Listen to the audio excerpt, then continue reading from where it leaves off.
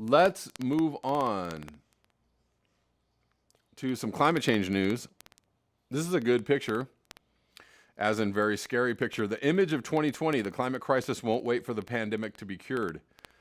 Here it looks like it's at a nature center, senior center. Come join us. Wear a mask, wash your hands, social distance, stay safe, or flee the place. Let's move on. Chigozi sent me this. Cambodia's biggest lake is running dry, taking forests and fish with it. Oh, anyways, I'll get to that. Drought and dams have pushed Tonle Sap Lake into dangerous decline, threatening its swamp forests and fish nurseries there that provide most of the nation's protein. This is from August 18th. Hun Sotharith recalls when he moved to Cambodia's Tonle Sap Lake to become a fisherman. It was early 1990s, and the freshwater swamp forest where he fished was so dense that it could take Sotharith, a former soldier, a day and a half to find the way back to his floating village. Back then, during the 6-month rainy season, the vast wetland became a place to feed, breed, and hide for a wide diversity of fish, including the critically endangered Mekong giant catfish. Everywhere was forest and fish was abundant, said Sotharith. Today, only remnants of that forested water world remain in Koh Chivang, the 5-village district on the northwestern end of the lake where Sotharith is now deputy chief. A fire in the 2016 dry season burned 80% of the district's flooded forest, destroying critical fish habitat and causing many of the 13,000 residents who live in the floating houses to abandon fishing. Now they grow chili and other crops. A similar story plays out around Tonle Sap, Southeast Asia's largest lake and the center of the world's most productive inland fishery. In many places where native forests once grew from the lakebed, drab, dry, treeless farmland yet to be inundated by the floodwaters that in recent years have arrived late now stretches as far as the eye can see. Fires, often lit deliberately to clear land for agriculture, has further reduced the flooded forest. Many conservationists now warn that the Tonle Sap, a UNESCO biosphere reserve, faces an existential threat. Further deforestation and environmental degradation have the potential to inflict devastating economic damage to the nearly 1 million Cambodians living around the lake and many millions more who depend on it for fish, the country's primary source of protein. While other areas such as Prey Lang, a nature reserve in central Cambodia and one of Southeast Asia's last remaining lowland evergreen woodlands, have suffered high deforestation, often because of illegal logging and underpinned by government corruption. The greatest loss proportionally has occurred in the Tonle Sap floodplain forest, according to a study published recently in the journal Water. It shows a 31% loss of flooded forest since 1993. Other studies have shown that flooded forests hold more potential for carbon absorption than dry forests, meaning they can help mitigate the impacts of climate change by removing large amounts of carbon dioxide from the atmosphere and storing it.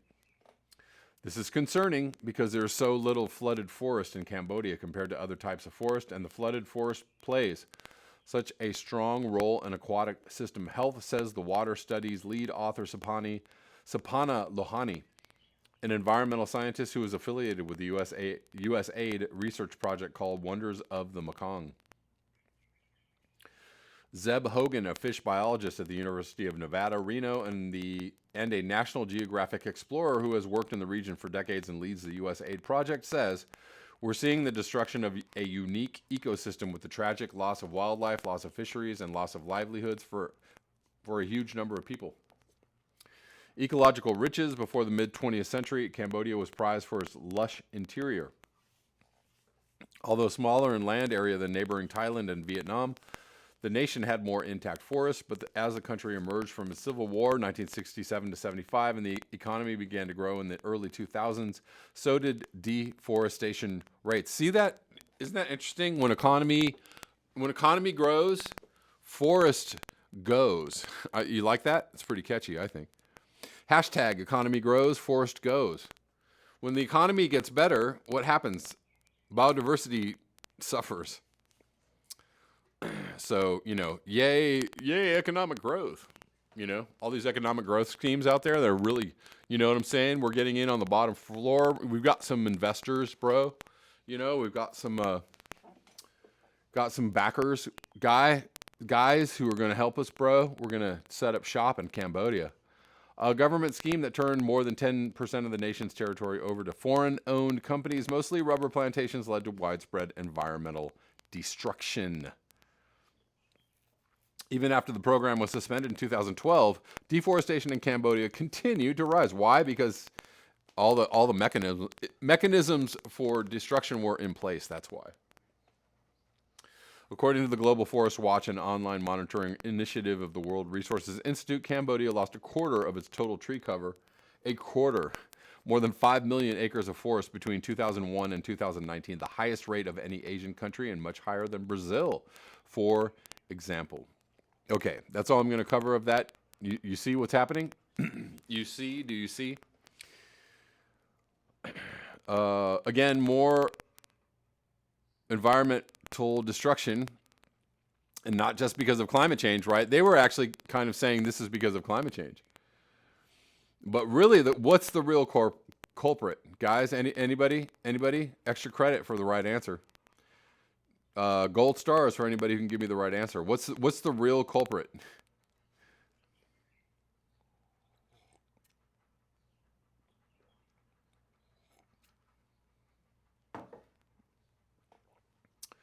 Of course. Hold on one second, guys. I want to check something.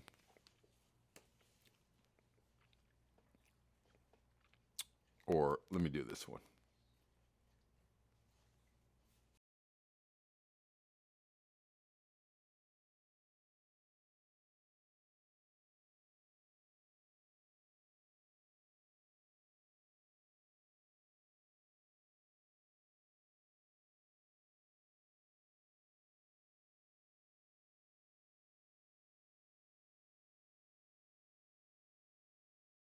All right, guys. Sorry about that. I just wanted to make sure my computer situation was okay. Kuro Hike says overpopulation. Capitalism, greed, global industrial civilization, too many people, industrial civilization, people. No, wait, I vote greed also. Right. Greed and ignorance for the win. Okay, so you might be wondering why my video is titled Welcome to Humans Anonymous. It's because we all need some kind of 12-step program as human beings. I have actually a Facebook page, and you don't need to go there because, well, it's really interesting. I have this Facebook page called Humans Anonymous because a few years ago, I had this idea that the human race was in need of a 12-step program. That literally we're all alcoholics. We're all acting alcoholically, right? Whether or not we're drinking, whether or not we're using drugs, we are all alcoholics. And what are we addicted to? We're all selfish. If you read, the AA, the 12-step book, the way that they describe how alcoholics act, right, in the world, selfish, self-centered, greedy, manipulative, right? When I read that book, I'm like, that's everybody. That's not just alcoholics. That's literally everybody. So it's always. Hold on one second, guys. Give me a moment.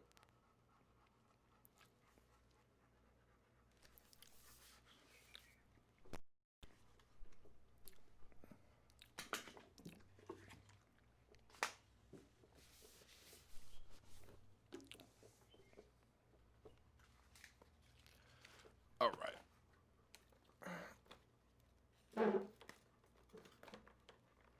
I don't know.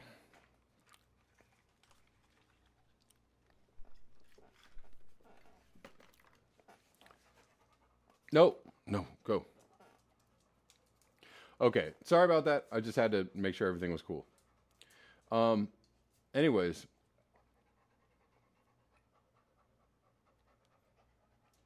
So anyways, human beings are, greedy, selfish motherfuckers. And right. Arisu Wolf 666. Civilization is a carnival of addictions. Indeed. So, anyways, I had this idea that I would start this like some organization called Humans Anonymous, or I would start this website, and it would be about how human beings, literally all of us should be in a 12-step program. And I feel like would be a cultural educational way to help people deal with climate change, right? Not only to get us to stop destroying the earth, but maybe to be in a good place emotionally, mentally, physically, in order to deal with climate change, right? We need like a spiritual makeover, if you will. This is me talking about, how spiritually enlightened I am. Anyways, all that being aside. So, I have this kind of this Facebook page called Humans Anonymous. And I never post anything on this page. I never do anything on this page. I haven't touched the page in years. However, I get so many likes on this page every single day. Like, I get at least 5 people liking this page every single day. There's nothing going on the page. People are like, oh, that's a great idea. Humans Anonymous. They just like it. But anyways, that's just a very short little story about what Humans Anonymous means and what it means to me. And why I came up with this idea about humans, every human needing a 12-step program on some level. But maybe what I also would like to do is maybe restart this Facebook page and, have kind of a discussion chat thing going on. So if you do want to go seek out this Facebook page, Humans Anonymous, go ahead and like it. If I ever do anything with the page, then you'll get an update. There you go. That's all. I actually might have a website involved in it too, but I think it would be really great for people to raise their hands and say like, hey, I'm a shitty, greedy, broken person. I'm a person who is not well, and I need some help. I need to admit my faults, right? It kind of, that's what happens in Alcoholics Anonymous, and it's kind of like confession, right? It's kind of like, hey, I have really bad things in my closet. I have really bad things in my heart or on my mind, and I need to get this out. And I also need to relate to other human beings who are also fallible and faulty, right? I need other people to put up their hands too and say like, yep, I feel you. I've had that experience too, right? Like how bonding and relatable is that, right? That's actually the genius of Alcoholics Anonymous is that people bond over their frailty, their human, their failings, right? It's just a beautiful thing. Yes, it'd be a good form of grief, that group. Yes. But, also what's true about AA is just like any religion, just like Scientology or Christianity or Buddhism or, anything, Hinduism, meditation, people go into church or go into AA and they act all pious and they're all like, oh, let me get all this, garbage off my soul. And then they go out and act like shitty fucking human beings out in the real world, right? Like people also do that too. I've known people who are sober who are the most fucked up individuals, the most shitty, like they are just full of resentments and backstabbing people and just acting like just terrible human beings. And they're sober, so that's good. They're not out, drunk driving and getting, killing people, but they're sober, but that's about all they got is sobriety. So the whole idea is to actually better yourself as a human being. Anyways, whatever. So it doesn't really matter what religion you adhere to or what 12-step group you adhere to. The idea is to be a better human being out in the real world, not just to go in and go like, oh, I'm a bad person. Oh, let me be absolved of my sins or let me, bond with you over my frailty in here and then go out there and act like just a total psychopath. Don't do that. Okay. Kiro Hikes, I don't think sober necessarily means you're good or bad. I get that. But the thing is that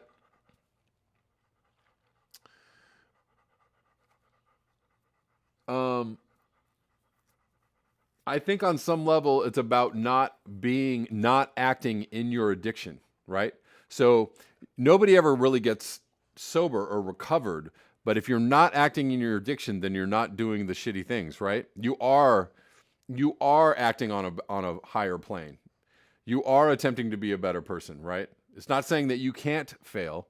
It's not saying that you can't be a bad person, but going to AA or being sober is not absolution for being a shitty person in every other aspect of your life, right? So that's the thing.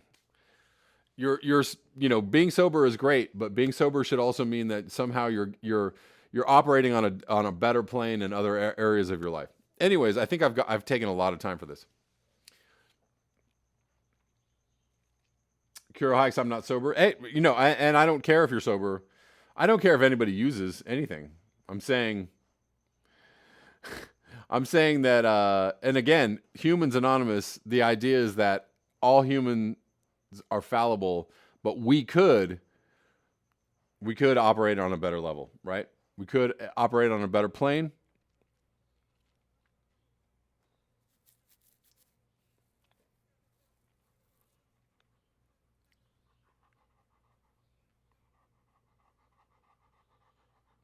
Anyways, I'm going to go. Basil Peterson says, up from the floor, looked a poisoned mouse and said, what have I done that you wouldn't have? E.E. Cummings. Yeah. Anyways, there is a little ramble rant from me. Moving on to more climate change news. There's a report from Moody's. This is called S&P Global Intelligence. Or S&P Global site, the website. Moody's warns nuclear plants face growing climate risk. Nuclear operators should expect to face growing credit risk associated with climate change over the next 10 to 20 years, Moody's said in an August 18 report, suggesting operators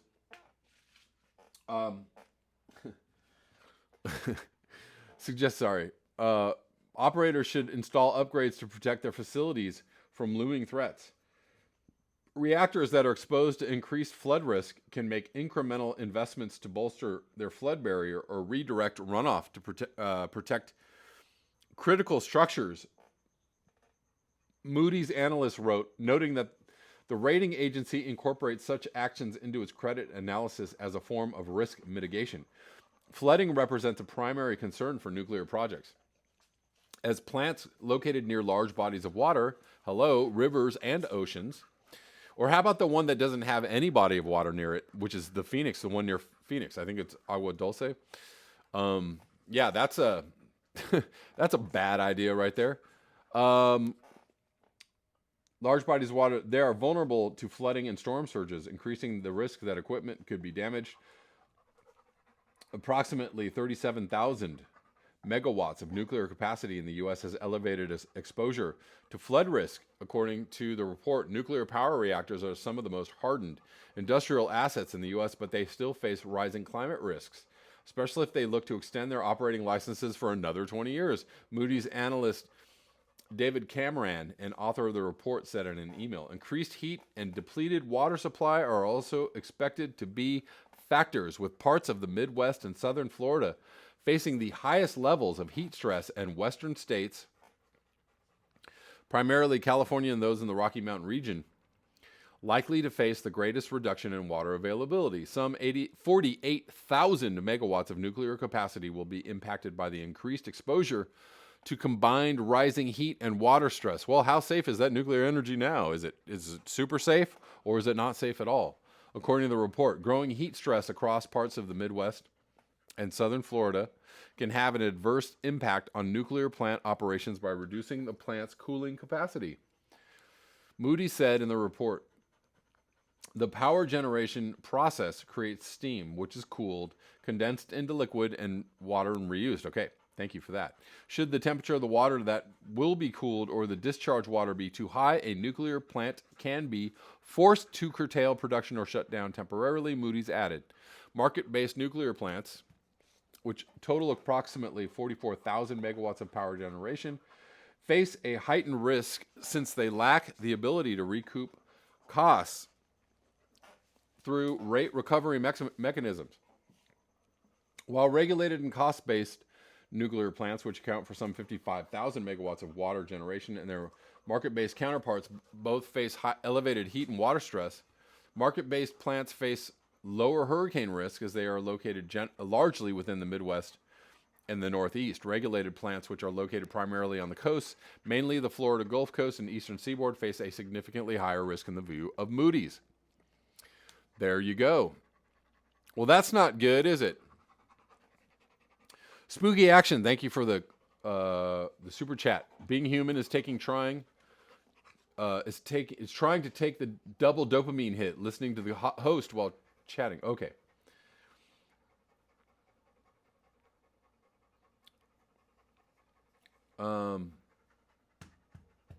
William Moy, howdy. I had a guest who just left. Okay. They have to leave, or were they just not into it? I don't know. It's all good. Watch at your own risk. Okay. Okay.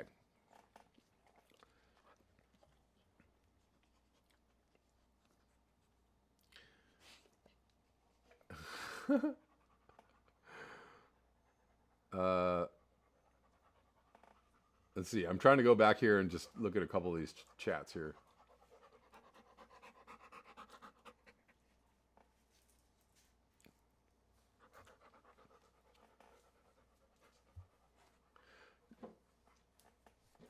Okay, hold on.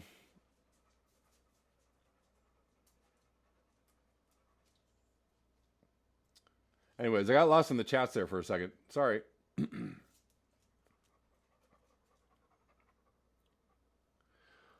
Let's see.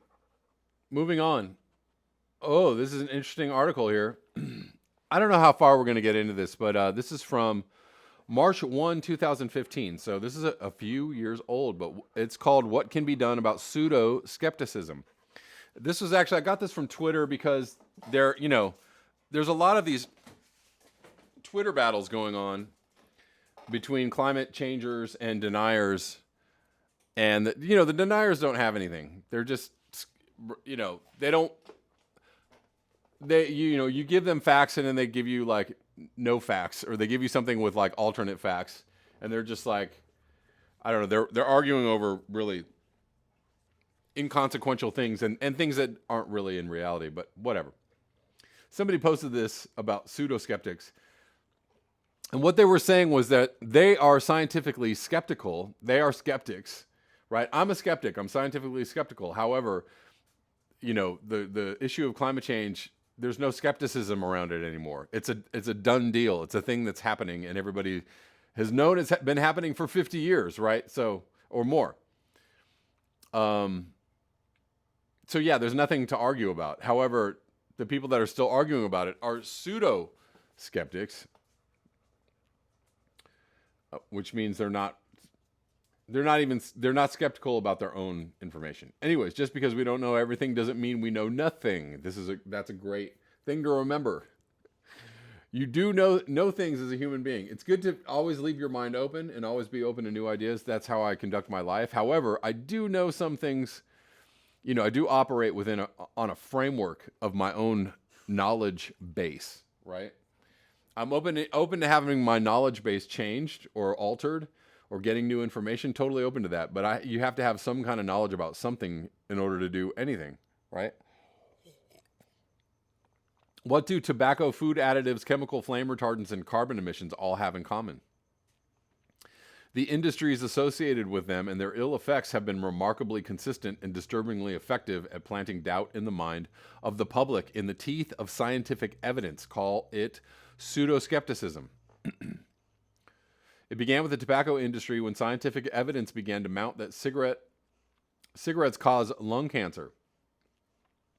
A 1969 memo included this statement from an executive at the Brown and Williamson Tobacco Company. Doubt is our product since it is the best means of competing with the body of fact, quote unquote, that exists in the minds of the general public. In one example among many of how to create doubt, a Philip Morris tobacco executive told a congressional committee, anything can be considered harmful. Applesauce is harmful if you get too much of it. Yes. It's a ridiculous statement there. Anyways, the tobacco model was subsequently mimicked by other industries, as Peter Sparber, a veteran tobacco lobbyist, said, if you can't do tobacco, you can do just about anything in public relations. It was as if they were all working from the same playbook, employing such tactics as deny the problem, minimize the problem, call for more evidence, shift the blame, cherry pick the data, shoot the messenger, attack alternatives, hire industry-friendly scientists, create front groups. Documentary filmmaker Robert Kenner encountered this last strategy while shooting his 2008 film Food Inc.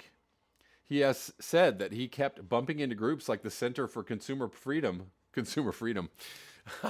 that were doing everything in their power to keep us from knowing what's in our food. Kenner has called them Orwellian, because such front groups sound like neutral nonprofit think tanks in search of scientific truth, but are in fact funded by the for-profit industries associated with the problems they investigate.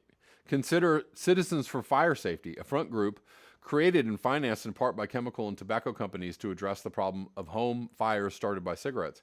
Kenner found it while making his 2014 film Merchants of Doubt, based on the 2010 book of the same title by historians of science Naomi Oreskes, and Eric Conway.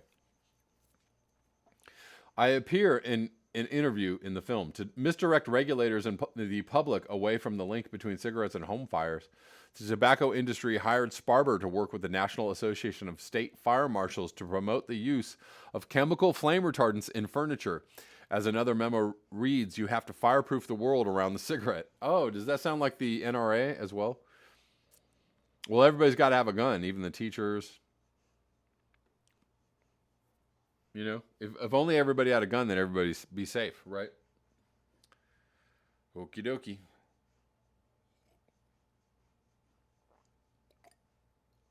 Suddenly, Americans' furniture was awash in toxic chemicals. Climate change is the latest arena for pseudo-skepticism, and the front group du jour is climatedepot.com. Oh, there are plenty of those. Financed in part by Chevron and Exxon and headed by a colorful character named Mark Morano, who told Kenner, I'm not a scientist, but I do play one on TV occasionally. Hell, more than occasionally. Morano's motto was to challenge climate scientists, about which he admits he has no scientific training. Is keep it short, keep it simple, keep it funny. That includes ridiculing climate scientists such as James E. Hansen of Columbia University. You can't be afraid of the absolute hand-to-hand combat, metaphorically, and you've got to name names and you've got to go after individuals, he says, adding with a wry smile, I think that's what I enjoy the most. This man, anyways, deserves to rot in his own personal hell, wherever that may be. Yes, and you can include, all the YouTube channels that specialize in this stuff too. Tony Heller being one of them. There are many. Adapt 2020 being another one, or was it 2030? I don't know what it's called. You know what I'm talking about. Manufacturing doubt is not difficult because in science, all conclusions are provisional and skepticism is intrinsic to the process. So true. But as Oreskes notes, just because we don't know everything, that doesn't mean we know nothing. We know a lot, in fact, and it is what we know that some people don't want us to know that is the heart of the problem. What can we do about the pseudo-skepticism? In Merchants of Doubt, close-up prestidigitator extraordinaire Jimmy Ian Swiss offers an answer. Once revealed, never concealed. He demonstrates it with a card trick in which a selected card that goes back into the deck ends up underneath a drinking glass on the table. It is virtually impossible to see how it is done, but once the move is highlighted in a second viewing, it is virtually impossible not to see it thereafter. The goal of proper skepticism is to reveal the secrets of dubious doubters so that the magic behind their tricks disappears. And that is that. Look, these people don't want to understand the truth. They don't want to understand it. So I call them toddlers. I say that you're trying to argue that 2 + 2 = 5, that, you can't even get out of kindergarten without knowing the correct answer, which is 2 + 2 = 4. So, if you can't start with the basic premise that climate change is actually happening, or understand that CO2 heats the atmosphere, or understand that we're on a trajectory of rapid heating or rapid CO2 gain, if you can't even acknowledge those basic facts, then you can't even have a discussion around anything else. So, I deny the opportunity for discussion unless those facts are acknowledged first. So, the end. But I like to just say that they're toddlers engaging in trying to tell you that 2 + 2 = 5. That usually ends the discussion, whatever. Or I, give them a few choice, whatever. Sometimes I just don't care and I just curse people out because it feels good.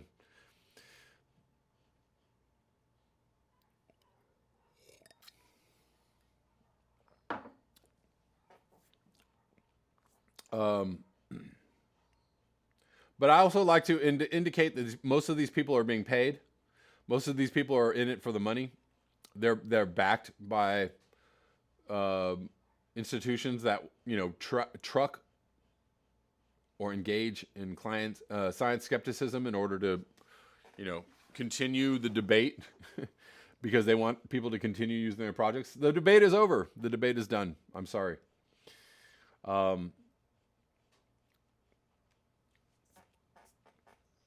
Right. Kuro Hikes, we are taught that it is okay to believe whatever we want. Whatever you want. We accept ideas that are utterly absurd. Scientology, Catholicism, Mormonism, you can just believe whatever you want in America. Yeah. Well, my other stance is that how much evidence you have. It's the body of evidence, right? So if your point that you're trying to make has very little points of evidence in it, it's most likely leads to the fact that what you're saying has little support for it. If my point has mountains of evidence, thousands and thousands of articles, and thousands of points of reference of evidence, then that indicates that the thing I'm trying to point out is correct, right? That has more support, right? So it's just about the level of evidence, the mountain of evidence, the points of evidence that are necessary in order to prove something, right?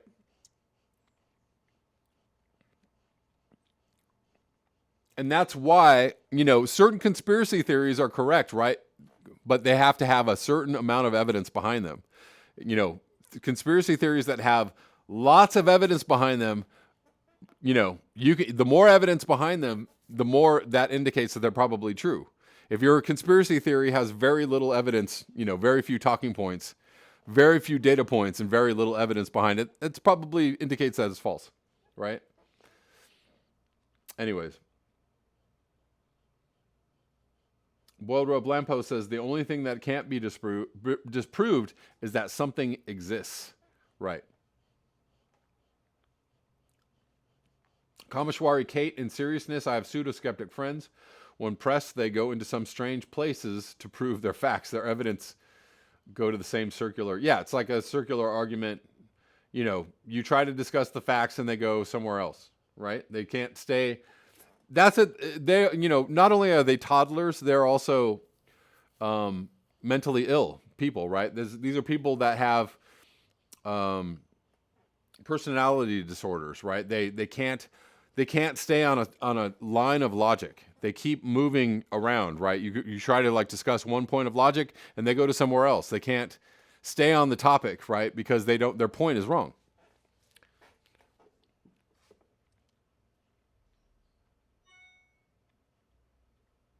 Anyways, let's move on to a few more things I want to cover before we're done here.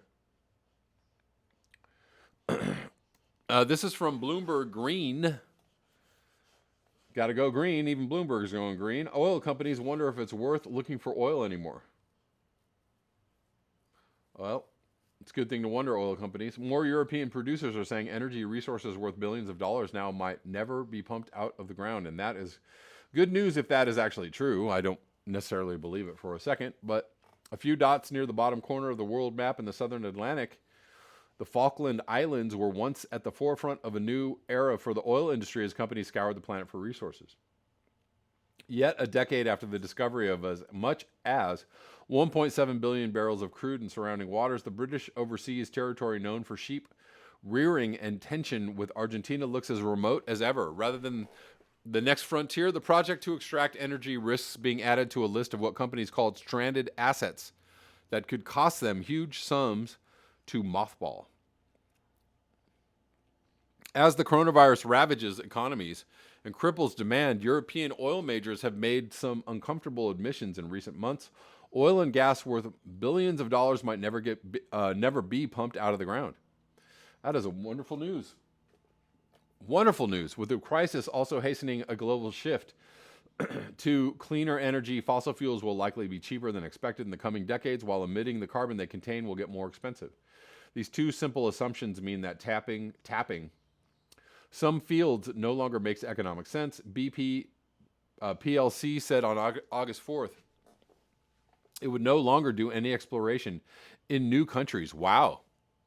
That's quite a statement. The oil industry was already grappling with the energy transition, copious supply and signs of peak demand as COVID-19 began to spread. The pandemic will likely bring forward that peak and discourage exploration. According to Rystad Energy AS, the consultant expects about 10% of the world's recoverable oil resources, some 125 billion barrels, to become obsolete. There will be stranded assets, said Muqsit Ashraf, senior managing director responsible for the global energy industry at Accenture PLC. Companies are going to have to accept the fact. The Sea Lion project in the Falklands promised to be a world-class resource when Rockhopper Exploration PLC found the field in 2010, hundreds of millions of dollars later, and after enduring a flare-up between Argentina and Britain over the legality of the project, the first phase still hasn't brought any oil to market. Premier Oil PLC, Rockhopper's partner, suspended work on the Sea Lion earlier this year. And on July 15, wrote off $200 million of investment because later phases looked unlikely to happen. Larger companies have also begun voicing that realization for other projects. BP said in June it would evaluate its portfolio of discoveries and leave some undeveloped. Chief of Staff Dominic Emery also hinted last year at what kind of resources might never see the light of day. Complicated projects could be shelved in favor of fields that are quicker to develop, such as U.S. shale, he said. The pressure to curb emissions may also prompt companies to leave the most carbon-intensive reserves in the ground, as France's Total SE acknowledged last month when it took an $8 billion write-down on carbon-heavy assets. Phew. So sad, too bad. The list of projects most at risk include deep-water discoveries off of Brazil, Angola, and the Gulf of Mexico, said Parul Chopra, Vice President for Upstream Research at Rystad. Canadian oil sands projects such as the expansion of the Sunrise development in Alberta are also in doubt, he said. The Sunrise deposit, a joint venture between BP and Husky Energy Inc., has an abundant supply of bitumen, possibly as much as 3.7 billion barrels. Extraction, though, is complicated. Most oil sands projects resemble mining operations. Well, and they are the worst. Like, seriously, they're the worst. The bitumen is dug out of the ground and processed into heavy crude, which must then be diluted with lighter hydrocarbons before it can be refined into fuel. Sunrise is more complex and more costly. The deposit is too deep to be dug up. So instead of it's injected with steam to get the bitumen flowing into a well from where it can be pumped to the surface. Sunrise was meant to be built in 3 phases, ultimately producing more than 200,000 barrels of bitumen a day over 40 years. The first 60,000 barrel a day stage started in 2015. Just as crude prices were slumping amid the first U.S. shale boom, since March this year, output has shrunk to around 10,000 a day. Net to Husky amid plunging prices and restrictions on pipeline capacity. Anyways, you guys get the idea, right? Sea Lion only needs oil prices in the low to mid 40s to break even, but probably requires at least 50 a barrel to secure debt. Rockhopper said, wow, benchmark Brent crude is currently trading around $45, having slumped by a third this year. Yeah. Good riddance. Hey guys, remember to like, share, and subscribe, and you can support the channel at the links below, PayPal, Patreon, Square. Also, if you'd like to watch the live streams, you can watch the live streams on my Patreon channel. You can subscribe for as little as $1. So hopefully I will see you over there, and thanks so much.